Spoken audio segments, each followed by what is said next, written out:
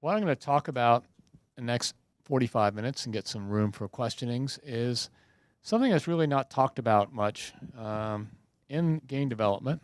And I've never seen many, in fact, I don't know of a talk yet at GDC that's talked about soft skills in general, but it's, to me, one of the very important things, something that I had to learn as I went through my different tenures at different organizations.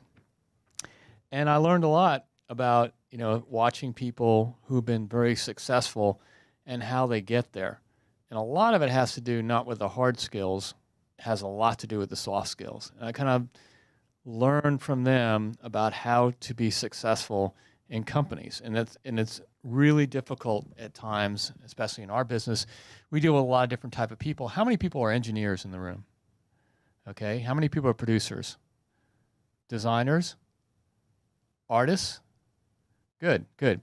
It's a very unique perspective of each type of person in this room and what they do. That's something I've learned. A little bit about my background. I've been in Austin for a while. I worked, first of all, I came down here from 3DO to work on Ultima Online, help get it shipped and get out the door. I love the place. And when Privateer Online, which is what I was working on, got canceled, I figured it was time to go and start my own studio. And so in 2000, I left and formed Sony Online Entertainment here for Austin. And then after Sony, I decided to take a little break, and I worked as a consultant. And during that time, I formed with Elevation Partners with BioWare. And pandemic, we did Bio Austin here, which I love those guys, Ray and Greg. After that stint, we released SWTOR, got it turned around. I went to work for Bethesda and formed another studio, Battlecry Studios. And all these studios have kind of grown, some of them from 1 to 125, from 1 to 450. So each one gave me a perspective on scale and different things that happen at different points of scale. So it gave me a really good perspective. My first bout out at Sony as a studio director was a learning experience for me. One, being a remote studio is hard from the mothership, and two, how I had to deal with my boss. And these are skills that I've kind of learned over time, that what worked and what didn't work. And every time I leave a different place to form another studio, I kind of look back and understand, hey, what went right, what went wrong. And that's what we're going to talk about a little bit today, is a little bit about some of the most important things. I'm not going to talk about all the soft skills. I'm going to pick the ones that I think are very important for game developers to have to be successful. Now I work at Certain Affinity. I figured it was time after the third studio startup, and it takes a lot of energy to start up a studio, by the way, and grow it. Huge amount of energy. I felt, this time I'm going to try something different and actually be productive and feel like I'm useful and take a lesser role.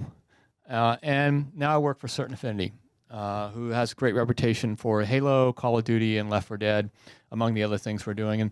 And I came on board to work on helping them transition from a work-for-hire shop to actually doing their own product development. We have two IPs. One IP is our own, and the other IP is another one that we acquired, and we're working on building that from scratch, so on helping fill in the gaps there. Some observations I want to talk about, just why this is important to me, is it's amazing how a lot of universities out there and colleges really focus on the hard skills and not so much on the soft skills. I actually had to go out of my way in college to learn how to write. I took writing classes. People thought I was crazy. I was a CS major. I'm taking writing classes because I wanted to learn how to communicate better. And as I learned being a software engineer, that is a hard thing working with my comrades, that they, not to stereotype software engineers, but communications is a hard thing for software engineers to do. A lot of them that I've met are very introverted, and communications is not one of the assets they have checked off on their soft skills. I think that when we interview, we spend a tremendous amount of time focusing on the hard skills and not much time on the soft skills. Now, what I mean, that I'm not talking about fitting in. That's a different thing. I'm talking about interviewing them to see how well they communicate. And there's some people like I've interviewed at Microsoft, I interviewed at Amazon, and they actually do work on some soft skills at those places in the interview process because they give you tests, which are pretty cool, writing tests and things like that, how you communicate thoughts, and they interview for that. But not a lot of game companies do that today. And I think that that's an important thing when you're trying to vet, especially if you're in a small studio. Every hire matters. Most game companies out there that I've worked for don't really provide training of any type. EA was the first one that I ever worked with that had EA University that had some really, really cool courses that I took in the early days. And then later on, it kind of phased itself out a little bit. Not as prominent as it was when I first started there, when I came back to work there, because EA got bought out BioWare. It wasn't as prevalent as it used to be, but I really enjoyed it. They had great courses out there on how to organize your email box. I mean, things like that you think is stupid, but when you have tons of email coming every day, it's an important thing to understand and learn. There is little to no onboarding in companies. You're dumped in as a game developer. I've seen this over and over in all the companies I've worked with. There's no mentoring, really. There's no career counseling when you start. These are things that are lacking in our industry that I wish today we spent more focus and more time on. And one of the things that I realized as I move along is your soft skills shape your reputation that's out there. Now, in the game business, there's about a 1 degree to 2 degree separation out there in this business. A lot of people I know work for a lot of different companies out there, and I usually run into them in every place I go. So it's important to learn these soft skills as you move forward and hone in on them. There's a lot of things out there that affect your soft skills. Stress is one of them. This industry is probably the most stressful industry that I've ever worked in before, because you have deadlines that don't move. You have a whole bunch of different types of people working together, trying to make this product that you don't really know how well it's going to do when it launches. You kind of have an idea, but you really don't. And you're working together because no one starts developing a product and think, it's going to be a failure. No one does that. And there's lots of failures out there in our business. One of the things I've learned too is I've seen really successful game developers, and one of the things I attribute that to is their soft skills, not their hard skills a lot of times. Sometimes you get both, but a lot of times I've seen a balance where their soft skills are amazing, and that's how they grow within organizations, especially bigger organizations. And that's something I really looked at hard every time I kind of start a new studio again. Your personality, by the way, is a huge component of your soft skills. Whether you're introverted, secure, or not secure, all these things shape your soft skills that you use today. And so when I look at people and I say, is this person going to fit in from a soft skills, I look at their personality a lot, because you really kind of get an idea. And by the way, people do change. It takes a lot of self-reflection to do that, but they can. Another thing, which I'm going to go into pretty good detail here, is the company culture that you're in. This is why it's so important to pick a company that you really, really like a lot, that has a great culture, because that really will shape your soft skills, believe it or not. It has a huge effect of how you operate within a company is the culture.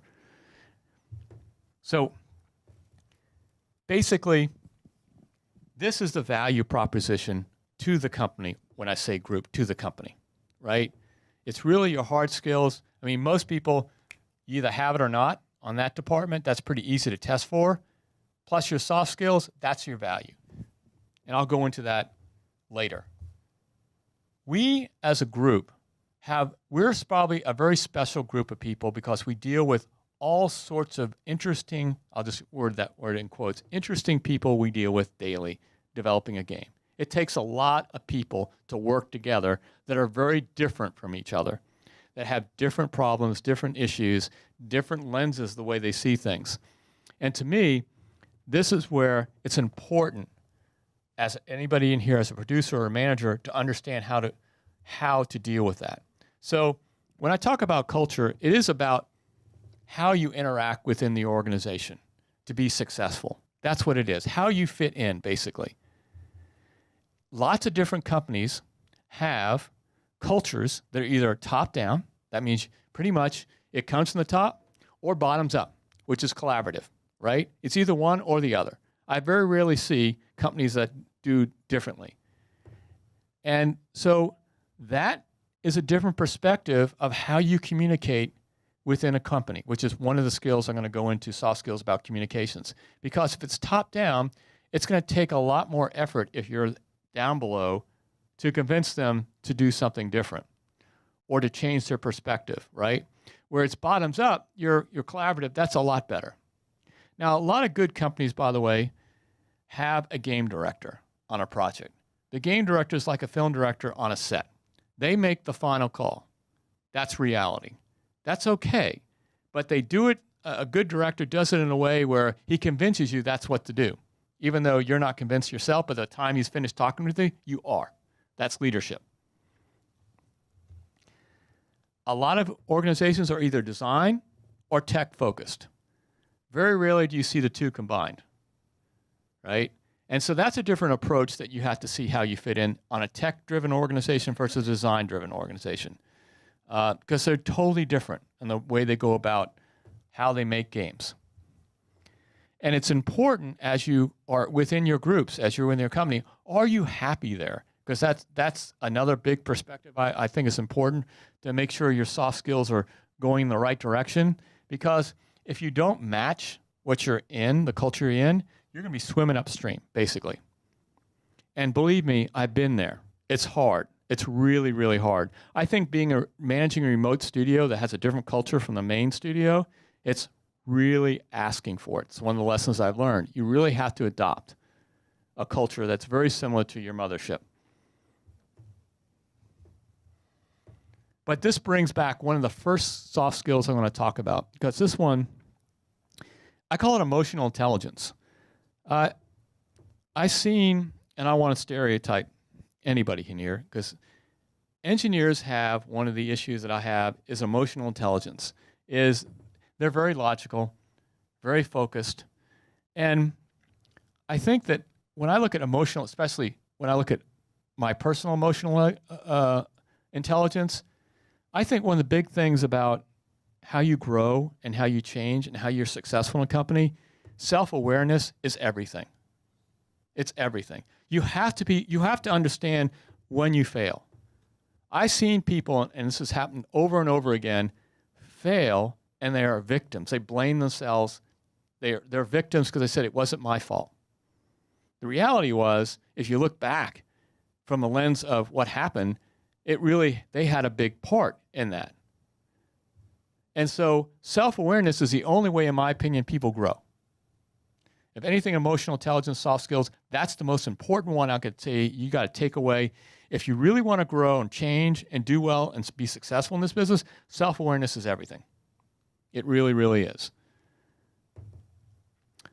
Another one, which I'm a big believer in, and I've seen people wander around and not know what to do. I said there's no onboarding in a lot of companies. I mean that. There really isn't. If you're sitting around, you just started a new company, and you're trying to figure out what to do, don't sit there. Self-management is critical to the success in our business. Understand, ask questions, go for it, figure out look for gaps. That's what I do, look for gaps. Figure out if you can go help and do it if you're not told what to do, right? Self-management is huge. That's why they're at the top, in my opinion. It is those two things. If you're mastering those two things in our games business, you do very well. Because one, you can change. Two, you can manage yourself. Because a lot of times, even if they give you specific tasks, programming for a lot of you is a very creative process, by the way. because they don't give you a roadmap to tell you exactly how to code. They don't. It's really, everyone has their own coding styles. You know, if you want like the Silicon Valley, the big tab thing, tag versus spaces, everyone has their formatting things, and believe me, formatting to me is important so I can read what's going on. And everyone sometimes has things different, right? It is that kind of thing that everyone has a different perspective, everyone has a different lens, but if you're self-aware of what's going on, you can see, well, I always tell people, look at the lens of what's happening from another perspective, right? That helps you. Social awareness is huge.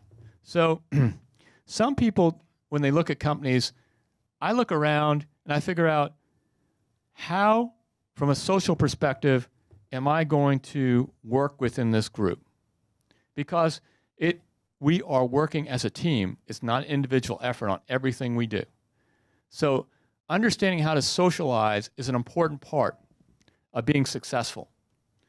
And some people are really good at it, and some people are not. They're introverts, right? That's not really in their DNA. Believe it or not, I'm a little introverted myself, and I had to learn how to pull out of myself sometimes, especially when I'm in a crowd with people I don't know.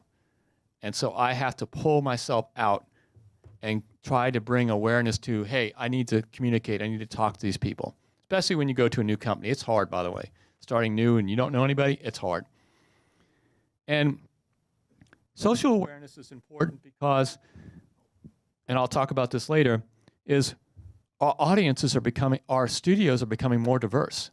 I've been talking to game education facilities all around the United States, and you know what I see? A lot of women and minorities coming up through the ranks. It's awesome. Guess what, people? It's changing. And we have to be sensitive to that as a group. Relationship management is another really important one. You know, you may not like the person you work with very well, but you're going to have to act professional. And so being terse, shutting down quickly, not listening is, by the way, one of the things I'll talk about later. But relationship management with your boss and with your peers is extremely important to be successful. That's why when I call this huge thing emotional intelligence, that's why I put it up there in the first slide I want to talk about, because this slide right here, if you can get and master these things, you'll do very well. And it's tough, by the way. There's certain areas for me, like social awareness, I could use help on. Relationship management, I definitely, when I first started, need a lot of help with that.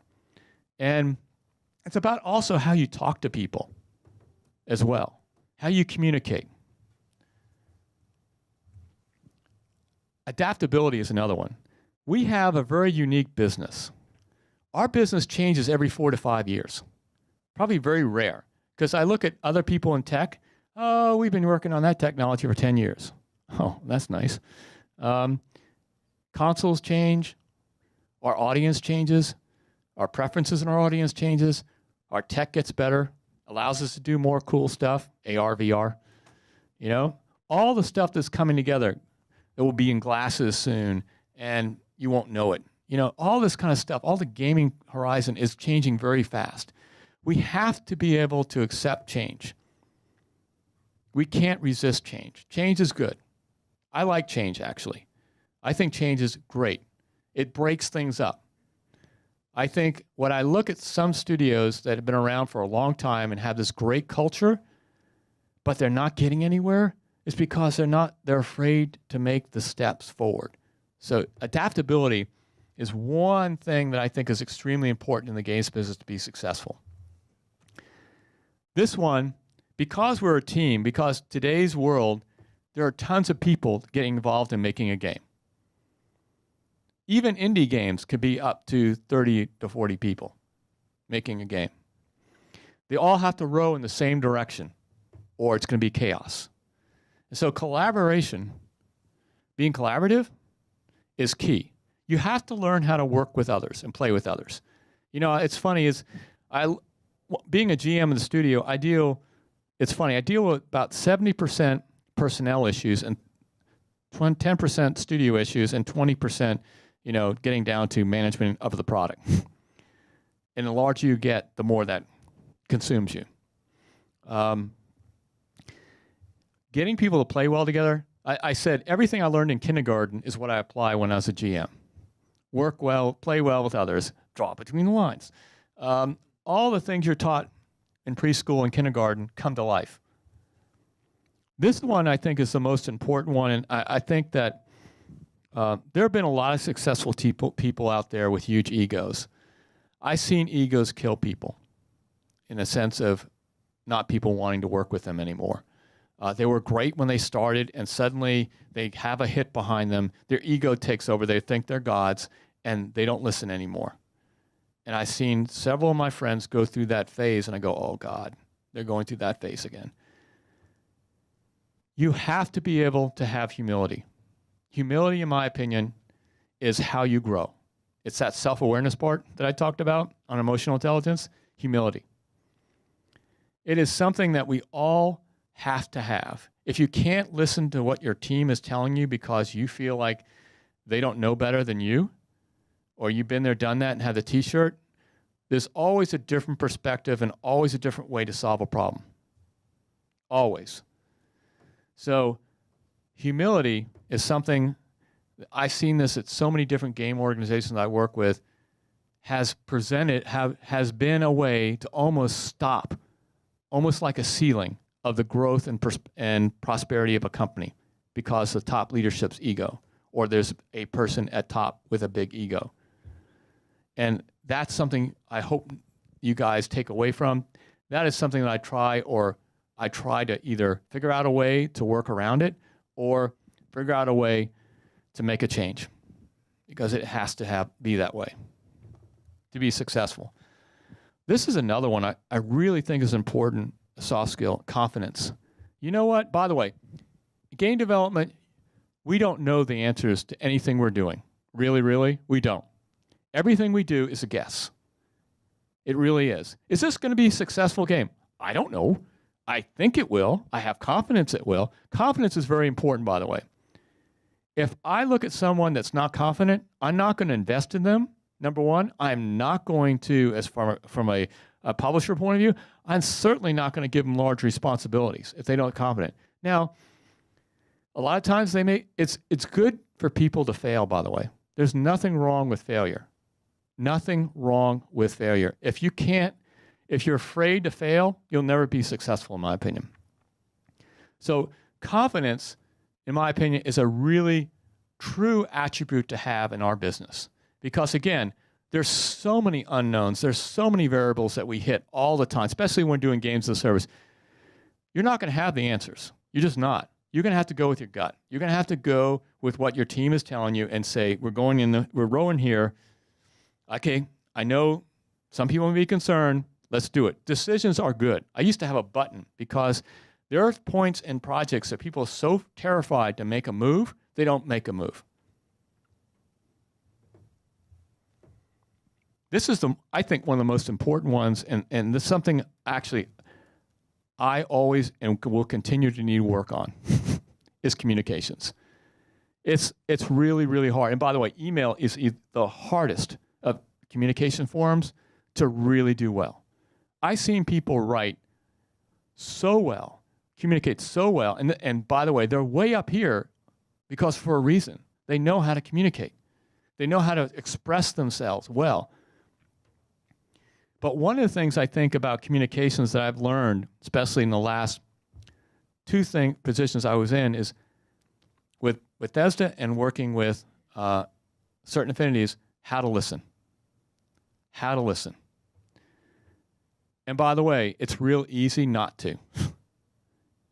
And to just miss stuff. Listening to people is critical. Understanding, meaning looking through the lens of their perspective, is critical. Hearing them, really hearing them, and talking back to them like you just understood what they're talking about is critical. One of the things that I'll tell you that I've learned a lot, because on a visual, sometimes I project on body language more so than I need to. Body language is everything. Be careful. Look at yourself sometimes when you're talking to somebody. Whether you're like this, you're relaxed, you're tense, you're looking at them like, that's it. You're slumped over, not very confident. You're excitable. Lots of excitable people in this business, by the way. I've worked with lots of people, and the excitement factor on something that's not excitable is amazing. And you're sitting there and say, okay, so are we saving lives here? No. I mean, yes, there are issues. Let's not get too excited here. Let's calm down. And especially, by the way, when we talk about communications, do not send an email when you're angry. Walk away. Walk away for an hour. I don't care. Walk around the building. Do whatever you need to do. Do not respond. Because one of the things that I've learned, a big lesson for me in communication side of things, which we'll talk about in a minute, is I found out I was wrong about what that person meant. And if I went off on him, that would just made it far worse than taking a breath, asking questions. By the way, this is one thing that Ray and Greg taught me. Don't ask questions. Always ask questions. Don't make statements. Ask questions. Dig. What is bothering them? Why are they upset? Figuring that out will help you. Trust me. Because all of us do this. We fill in the blanks. We try and we read an email that is sent to you directly, that's not very positive. You always try to fill in the blanks of why that's happening. Always try to figure out what's going on. So this is where I talked about culture and the environment that you were in. There are rational people. I dealt with I had bosses that are very rational, and I had bosses that are very emotional. And I will tell you, emotional bosses are the hardest to deal with because they're not rational. And if you make decisions based on emotion, they usually don't end up very well. And you end up cleaning it up, usually. So, but I've had bosses that are very emotional, almost to the point of being abusive. And it's tough, really tough. I had to work with introverted people. Introverted people are hard because they don't tell you what's going on. You have to really dig and dig and dig and dig and get to know them and kind of pierce that veil of theirs to get the information you need. And then there's extroverted people. They're easy to deal with.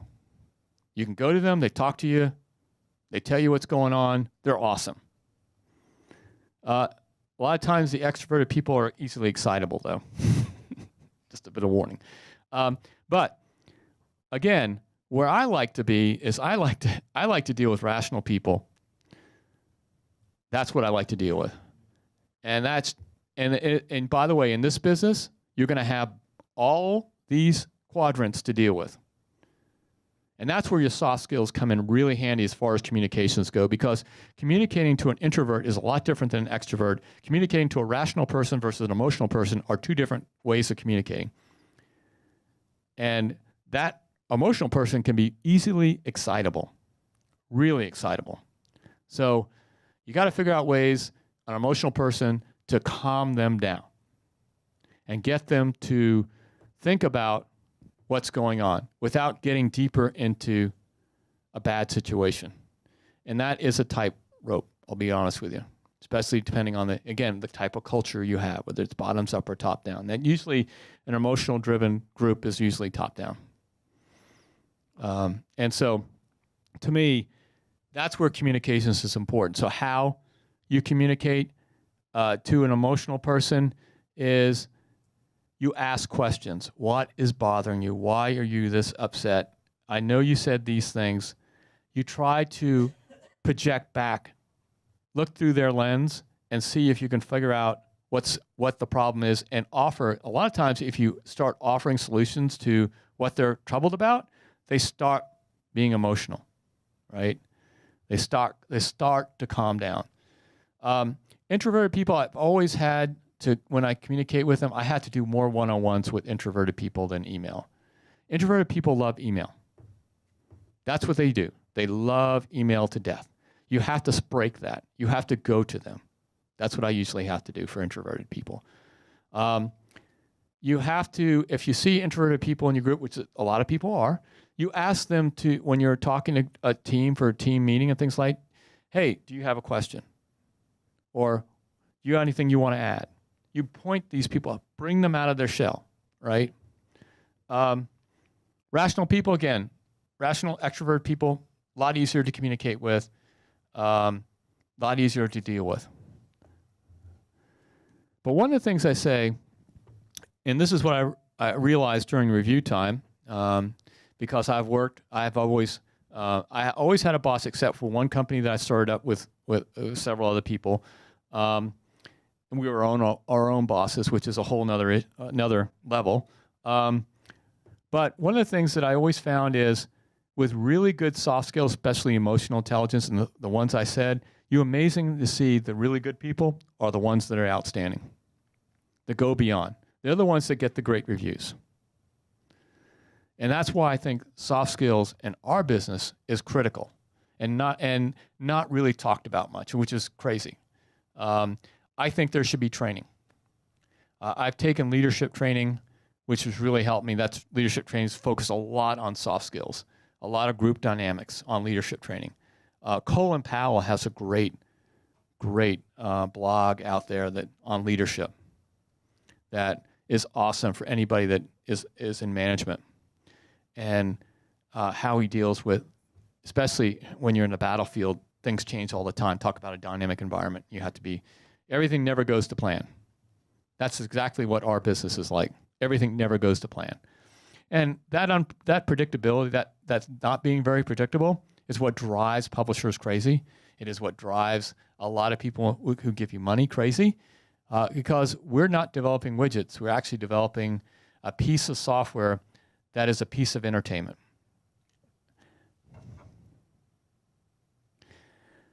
One of the things about soft skills is dealing with the WTFs. Depending on what type of structure you have, whether you have the irrational guy versus the rational guy, these moments are very critical. These are the WTS moments that you always run into projects with. And so how you communicate that is critical. How you act in those situations, people look at. I like people who are, you know what, one of the things I've learned is, even myself, I have issues getting a little bit more emotional sometimes, is learning how to be the steady state. If anything I took away from BioWare was better learning how to be steady state. I reflect back on that because there are times I wasn't. And that's because of a lot of other factors, which I'll go into now. But these moments will happen. Learning about emotional intelligence, about about relationship management and things like that on these moments will help you go through that. So if you're in a situation where something unpredictable happened, it causes damage to something, within the organization, whether you lose a proposal that you wanted to or didn't get the offer that you wanted to, those are times to reflect, again, self-awareness, figure out how to do better, postmortems, right? And I always say, work with a team of people trying to solve the same problem versus doing it yourself is critical, because a lot of people are better than just one. And working through these moments with the soft skills I talked about will help you get through it better. Stress is a big one. In our industry, I'll tell you what, I see more divorces in entertainment industry than I have in the tech business. I have seen lots of families break apart in our business. It's tough. It really is tough on you. There's a whole bunch of studios that work-life balance and things like that are talked about, but our business is very demanding, very, very demanding. And so stress can take your soft skills and distort them. And I'm not talking about just stress within the workplace. I'm talking about personal stress as well. There's lots of situations where you can be in both actually at the same time. What I dealt with and try to deal with, I prioritize in my mind what's more important right now at this moment, right? And it could be family. Absolutely could be family versus your job. In your job, it could be, how can I get this group that's not working well together, very dysfunctional, to start working well together?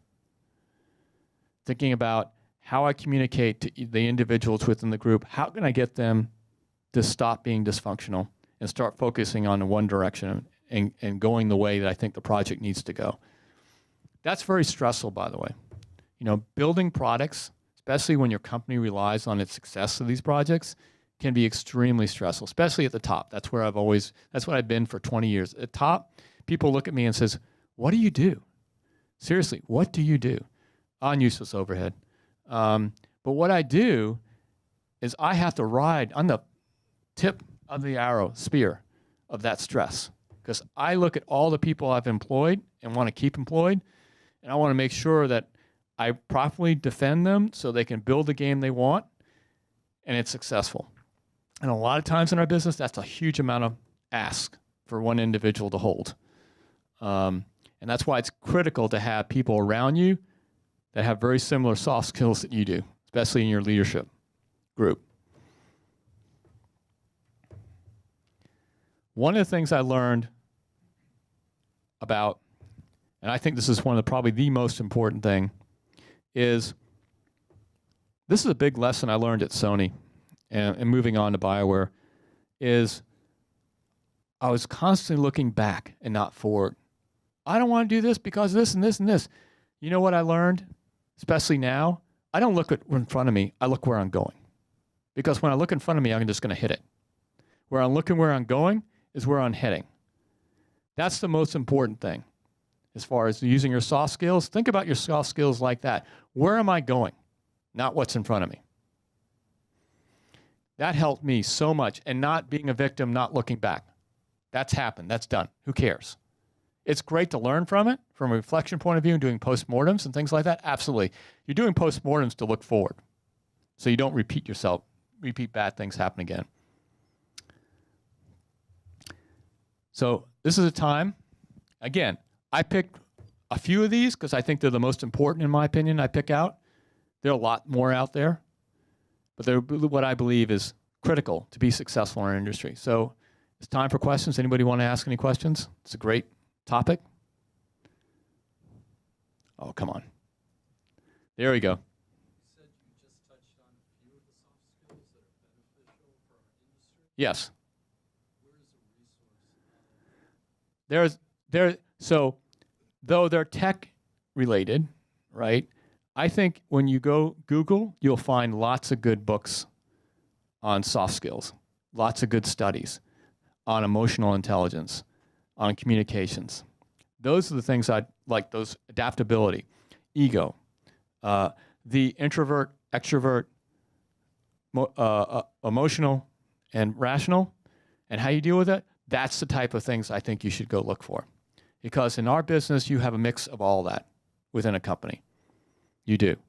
There are producers that are very emotional and excitable, I call it, and then there are ones that are not. It's amazing how you see the steady state ones do really well.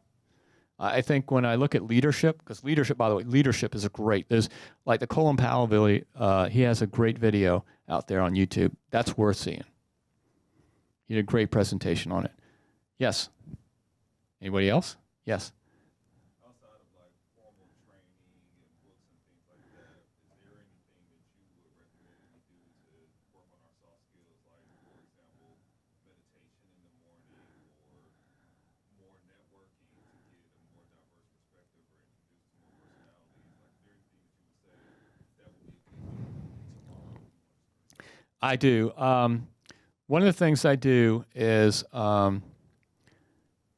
I personally, when I run into a problem, I pull out and look through their perspective, their lens, right? That's the first thing I kind of learned how to do. Yoga or any type of meditation in our business, managing stress, that's huge in my opinion. I work out. That's how I manage stress. If I did not work out, I'd be in sad shape right now. That's the only way that's for me. That's what I do. And I would say social, I would say getting to know people is critical. Because, by the way, when people start knowing you, especially even introverts, they actually start loosening up. Trust is a big one. trusting you, and especially if an environment's very political. I've worked in Shark Tanks. Shark Tanks are awful. I will tell you, they're the worst environment to be in ever. Because a Shark Tank, if you're bleeding, they're coming after you. Even if it's a little bug, they're going to come after you. So I hate that one. But one of the things I do is try to make sure that I don't bleed, right? It's that important. But reflecting, when I do reflect, I look back and how can I improve myself? The self-awareness part, I'll tell you that to me has been my biggest advocate as I'm moving forward in my career, was that. I mean, I look at myself, man, I was this, or I did that wrong. Okay, I get it. Now I understand why they acted that way towards me. I get that. Now I need to improve. The biggest thing, it's interesting, is when I leave somewhere, I hear the rumors flying around, and I literally go after them and figure out why that is, why that was said.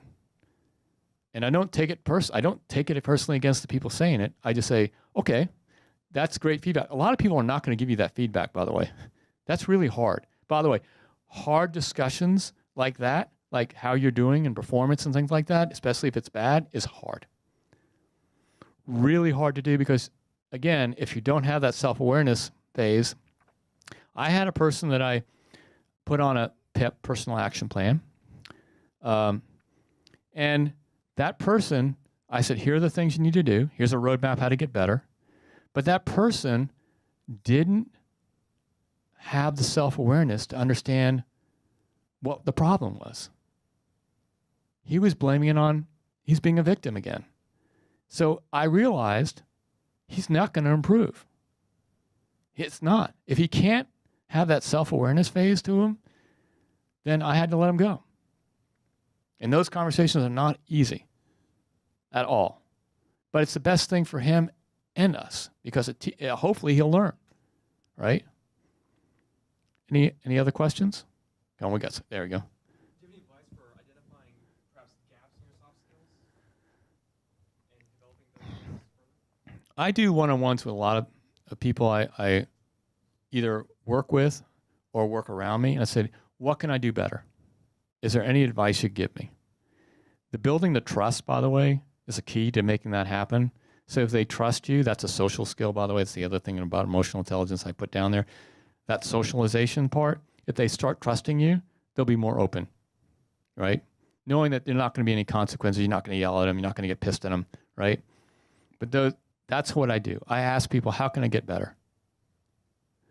A lot of times I also will hear stuff. You know, it's political. Every company has it, gossipers, you know. And I said, okay, that's good to know. I don't get upset about it. I say, okay, that may be true. How can I get better at it?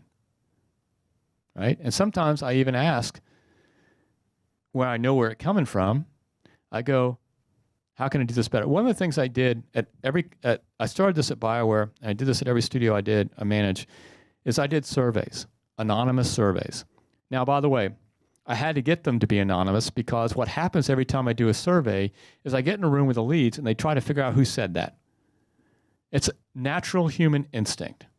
Well, that asshole told me, and then they start attacking. I literally seen this happen. They start attacking that person because what he said. That does not promote that kind of behavior, that trust, right? So the surveys I made anonymous because I would take the writing, the essays part, and redo it in my own language where they couldn't tell where it's coming from.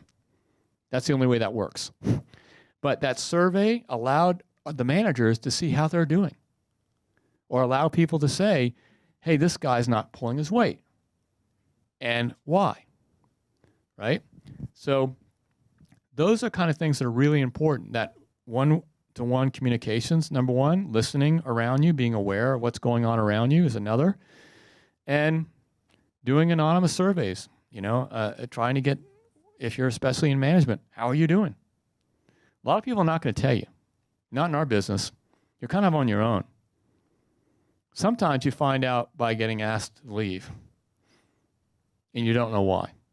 There are situations, and I know this throughout watching people, I've seen people let go without any explanation at all. No feedback loops at all. And that's common, by the way. That's not uncommon in our business. That's common. And that's sad because, you know what? If there was a feedback loop, that person could have changed and corrected themselves. But it didn't happen. And that's, unfortunately, I've seen a lot of that in our business, right? And a lot of people don't do reviews, or don't do reviews right, or don't bother to put the effort into a review. Reviews are important. Reviews are important, in my opinion, for everyone that works for a company over a certain size. You know, because they help you get better. And people should put the effort into them to make them better, right? If people tell you that you're doing these things wrong, there needs to be a roadmap how to correct. Without it, that's just stupid. I've seen people, I actually seen a guy who was an artist, and he wanted to be a lead artist in a certain discipline. And the funny thing about it is I talked to the art director, and he says, well, he's not ready. But he thinks he's ready. Yeah, I know that, but he's not ready. So did you tell him how to get there? No. Well, how is he going to know how to get there if you don't tell him how to get there? Give him a roadmap how to get there. Give him feedback as he's moving along. That's how you grow people. But this is so typical in our business. We take these things so lightly. Where I think I've seen really successful teams just work really well with each other. Any other questions? Good. Yes.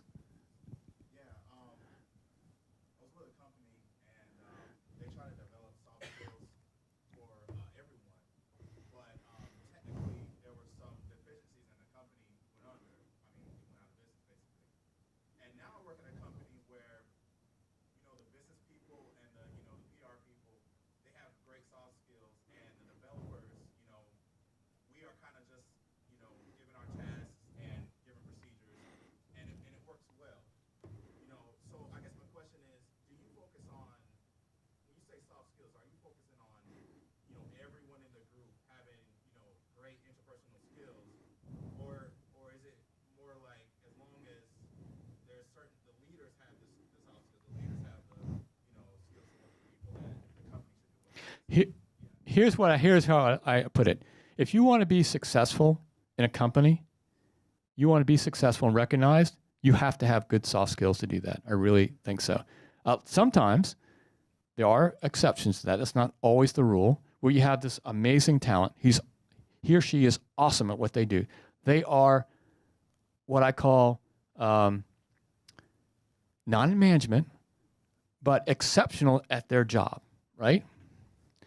And I call it IC, or individual contributor. They're amazing. They just nail it all the time. They're introverted, right? They don't mingle a lot with people. But when you give them a task, it's done amazingly well, right? Those people are workers. They're fine, right? There's nothing wrong. By the way, there's nothing wrong with having people like you. Have people like that. You're not going to have a group of people in a game company that has amazing soft skills. That's not going to happen. Ever. But what you do is, especially in your leadership, you make sure you have the leadership that has that, for sure, right? But I don't mind people who are ICs. I don't. I think they're awesome. And I try, by the way, when I do reviews and tracks, levels, I have an IC track and a management track. And by the way, they can get paid the same thing. Why? Because they contribute different ways to the company. A lot of companies don't do that. Don't have an individual contributor track. They just have a management track. You have to be in management to make money. Bullshit. You don't. You have to be an amazing individual contributor. You should get as much money as that manager on what you do. So that to me is critical, right? But you're never going to find a company that has tremendous soft skills all over the place. That's crazy, right? But I will say that if you have some training to people, if they want to take it, it's optional. If they want to take it, I've seen people go, wow, okay, and actually change for the better. But again, it's not required. No. For a successful team, it's not required. For leadership, absolutely. I think it's required. Yes? You talk about, not necessarily looking back, looking forward, changing based off of feedback. How do you deal with perception? So remember there's something I said, your soft skills, by the way, do manage your reputation a little bit too. So you can be a great IC person, and that's awesome. But if you're a great IC person that's hard to work with, and this company kind of put up with you, if you ever get laid off, that reputation may follow you somewhere else, right? That's not a good thing. One of the things that I think that I've learned by watching one of my people, Ralph Coster, who's a great friend of mine, he's a great self-promoter. That's a soft skill, by the way. I wish I had. I don't have that. I don't have that soft skill a lot. I learn and listen and watch what he does. Self-promotion is the PR part of it, right? Learning how to pull yourself up and get yourself out. And some of the things I've learned how to do is get to conferences, talk at conferences.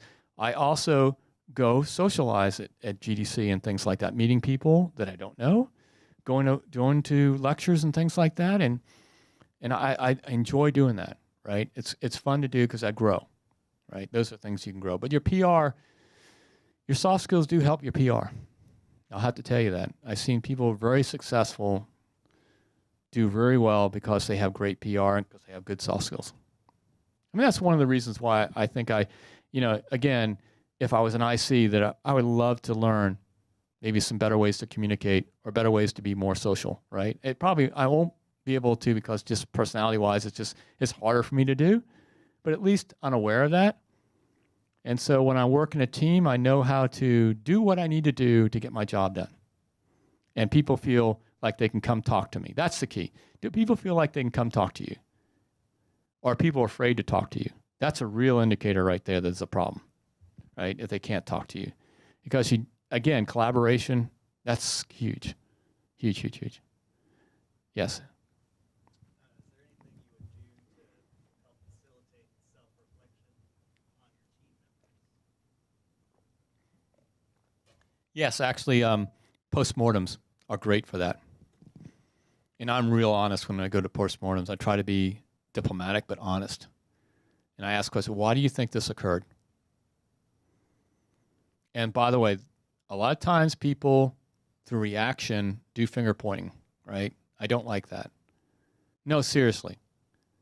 Why do you think that occurred? And maybe that your person you're pointing to, why do you think that happened, right? That different perspective. Because a lot of people get defensive, right, when you go through postmortems. And that's a mechanism. We all have it, right? Because we think that, wait a minute, that's not the way it happened. I think you have the wrong perspective, right? Well, that's their perception. Perception is reality, by the way, in a lot of things. A lot of people, especially people who are not with you all the time, perception is reality. Who don't know the facts, who just listen to the gossip lines or whatever, and it's not true. So one of the things I've learned, I'll be honest with you, one of the biggest things I've learned through the 3 studios is when someone tells me something, I don't believe it until I ask that person. I'll go directly to the source. Telephone conversations don't work very well because they always change as they go from one person to another because it's additive. Their perspective gets added to, their bias gets added to it. So I really don't pay attention to rumors. I really don't pay attention to what people tell. I try to go find out. I highly recommend. That's one mechanism I do a lot now, because you can get biased reporting from people, and it could be political. You don't know where they're coming from, right? So that's my lesson on that. Let's see what time it is. We got a couple more minutes. Anybody else? Well, I hope you got something out of it. Thank you. Appreciate it.